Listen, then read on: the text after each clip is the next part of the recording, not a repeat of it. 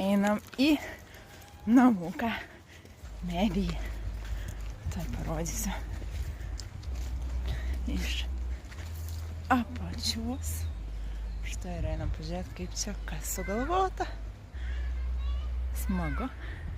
Na ir žiūrėkim, pažiūrėkim į šitą namuką. Jį beje galima išsinuomuoti. Kiek mačiau, tai 100 eurų kainuoja. Štai kaip įdomiai. Ir jauku, ir šilta, ir kvepia medžių. Nepatikėsi, normalus tualetas. Rimtai? Va ten, antram aukšte. Gerai. Tik parodysiu.